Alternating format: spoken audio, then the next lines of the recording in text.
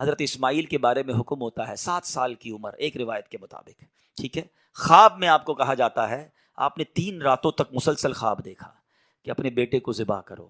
Again ذرا سمجھیے گا قربانی کا لیول. 99 ایئرس کی دعا کے بعد بیٹا ملا ہے.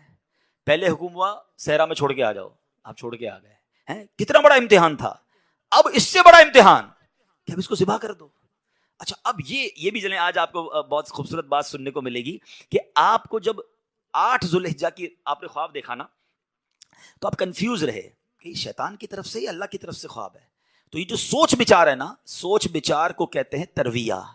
تو جو 8 ذوالحجہ کا دن ہے اس کو یوم الترویہ کہا جاتا ہے. اس کی وجہ یہ ہے ایک بار پھر خواب آیا تو آپ نے یقین کر لیا کہ یہ اللہ کی طرف سے حکم ہے. تو اس لیے 9 ذوالحجہ کو کیا کہا جاتا ہے؟ یوم عرفہ. عرفات کہتے ہیں پہچان کا دن. آپ کو یقین ہو گیا کہ یہ خواب اللہ کی طرف سے ہے. اور 10 ذوالحجہ کو آپ ذبح کرنے کو چلے تو یوم النحر کہا جاتا ہے، ذبح کا دن. یہ ایکچولی یوم ترویہ، یوم عرفہ اور یوم النحر یہ حضرت ابراہیم کی کیفیات تھیں. اچھا اب آپ نے کمال یہ کیا کہ جب آپ کو یقین ہو گیا نا، آپ نے اپنے بیٹے سے بھی پوچھ لیا کہ بیٹا مجھے اس طرح خواب آیا ہے، تم کیا کہتے ہو؟ 7 سال کا بیٹا ہے، ایک روایت کے مطابق ان کی 10 سال عمر ہے.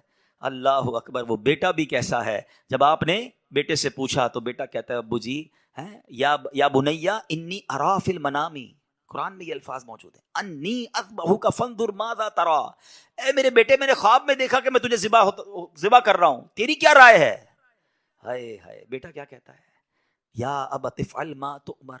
اے والد صاحب کیجئے جس بات کا آپ کو حکم دیا جا رہا ہے. ستجدونی انشاء اللہ من الصابرین. خدا نے چاہا تو قریب ہے آپ مجھے صابر پائیں گے، صبر والا پائیں گے. اللہ اکبر. اور ایسا ہی ہوا. آپ اپنے بیٹے کو لے کے جا رہے ہیں، آپ نے اپنی بیوی حاجرہ کو کہا اس کو تیار کر دو میں کہیں لے جا رہا ہوں، بتایا نہیں ماں کو. انہوں نے بڑا تیار کیا ان کو. آگے گئے تو اب شیطان اتنی بڑی قربانی کو کیسے ہضم کرتا.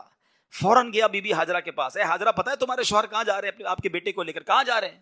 کہا ذبح کرنے جا رہے ہیں. کہا نہیں وہ تو کسی سے ملانے لے جا رہے ہیں، تیار کر کے لے گئے. کہ نہیں وہ ذبح کرنے جا رہے ہیں. کہ باپ بھی بیٹے کو ذبح کرتا ہے؟ بی بی حاجرہ کہتی ہیں. اب شیطان کہتا ہے کہ ہاں اس لیے کر رہے ہیں کہ اللہ کا حکم ہے. کہا اللہ کا حکم ہے؟ پھر ٹھیک ہے میں راضی ہوں. ہائے ہائے ہائے. رب کا حکم ہے نا. کیسی ماں تھی، کہتی پھر میں راضی ہوں. شیطان کا ادھر بس چلا نہیں، حضرت اسماعیل کے پاس پہنچ گئے. کہا اے بیٹے تمہیں پتا تمہارے ابو کہاں لے جا رہے ہیں؟ کہا ابو کہیں لے جا رہے ہیں مجھے. کہ تمہیں ذبح کرنے لے جا رہے ہیں. کہا کوئی باپ بھی بیٹے کو ذبح کرتا ہے؟ کہا ہاں اللہ کا حکم ہے. کہا اللہ کا حکم ہے پھر میں بھی راضی ہوں. سبحان اللہ. اب جب حضرت اسماعیل نے حضرت ابراہیم کو پتہ کیا کہا کہ والد صاحب اب آپ ذبح کرنے لگے نا، 2-3 میری گزارشات ہیں، ذرا مجھے اچھے طریقے سے باندھ دیجیے گا. کہ ایسا نہ ہو کہ جب مجھے آپ ذبح کریں تو میں زیادہ تڑپوں تو میرے خون کے چھینٹے آپ کے کپڑوں پر گریں گے تو آپ کے کپڑے خراب ہو جائیں گے. چھری کو ذرا تیز کر لیجیے گا تاکہ مجھے تکلیف کم ہو. مجھے الٹا لٹا کے ذبح کیجیے گا تاکہ آپ میرا چہرہ نہیں دیکھ سکیں گے. اور ہاں یہ جو میرا کرتا ہے نا میری ماں کو دے دیجیے گا تاکہ اس کو بیچاری کو تسلی ہو جائے. کیا دنیا نے ایسی قربانی دیکھی ہے؟ اب سنو حضرت ابراہیم نے بالکل ویسا ہی کیا. آپ کو باندھ بھی دیا، آپ کو لٹا بھی دیا اور آپ نے چھری چلا بھی دی. چھری کا کام کاٹنا ہے، اللہ چاہے تو چھری نے کام نہیں کرنا نا. آپ نے اپنا کام پورا کر دیا، وہ تو کر چکے جو کرنی بشر کی ہے. مگر پھر کیا ہوا؟ سبحان اللہ. یہ امتحان ختم ہوا اور اب آسمان سے آواز آئی. حضرت ابراہیم بالکل اوپر بیٹھے ہیں اور چھری چلا رہے ہیں تو اوپر سے آواز آئی سبحان اللہ، اللہ اکبر اللہ اکبر. آپ نے جب سر اٹھایا تو دیکھا جبریل امین جنت سے مینڈھا دمبا لے کر آ رہے ہیں. تو آپ سمجھ گئے میرے امتحان کا وقت پورا ہو گیا ہے. بے شاختہ آپ کی زبان سے نکلا لا الہ الا اللہ واللہ اکبر. تو حضرت اسماعیل تو نیچے لیٹے ہوئے تھے، وہ بھی سمجھ گئے کہ لگتا ہے ہمارا امتحان پورا ہو گیا. وہ کہتے ہیں اللہ اکبر وللہ الحمد.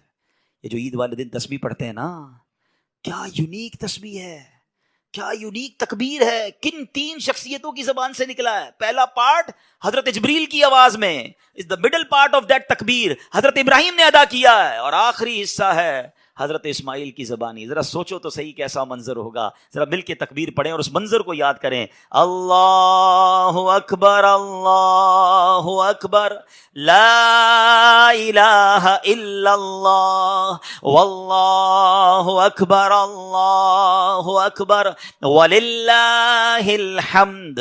اللہ اکبر اللہ اکبر لا الہ الا اللہ واللہ اکبر اللہ اکبر وللہ الحمد. ہمارے بچے، ہماری فیملی قربانی کو ہم نے فیسٹیول بنا دیا ہے. ہیں گائے آ رہے ہیں، بکرے آ رہے ہیں، انجوائے ہو رہا ہے، گھوم آ رہے ہیں، پھر آ رہے ہیں، پھر باربیکیو پارٹیاں. کبھی تو یاد کرو یار کیا ہوا تھا، یہ کیوں کر رہے ہیں قربانی، یہ کیسی قربانی کی داستان ہے. کب بتائیں گے ہم، کب اس کو سوچے تو صحیح. ہمیں خدا کی قسم ایک بار کہ ان کو ہمیں زندگی میں اگر ہمیں بھی یہ کہہ دیا جائے کہ چلو ہر سال نہیں، زندگی میں ایک بار آپ بھی اپنا ایک بچہ ذبح کرو، کیا حال ہوگا. کتنی بڑی آسانی، بکرے کاٹو، گائے کاٹو، خود ہی کھاؤ، انجوائے کرو. شریعت نے کتنا آسانی کر دی ہم پر، لیکن اس قربانی کو تو یاد کریں نا. اور پھر اس سے سیکھنے کو کیا ملا کہ یہ وہ لوگ تھے کہ جن کی ان واقعات کو پڑھ کر کبھی تو احساس ہو یار کہ کبھی مال کی قربانی دینی پڑے تو میں حاضر، کبھی وقت کی قربانی دینی پڑے تو میں حاضر، کبھی اپنی خواہشات کی، اپنی ڈیزائرز کی قربانی دینی پڑے تو میں اللہ کے لیے دوں گا. اور اللہ وہ دن لائے جب جان کی قربانی دینی پڑے، تم بھی پیچھے نہ ہٹے کہ یا اللہ جان بھی تیری ہے، تو نہیں تو دی نا جان، اے اللہ میں راضی. اللہ وہ جذبہ عطا فرما.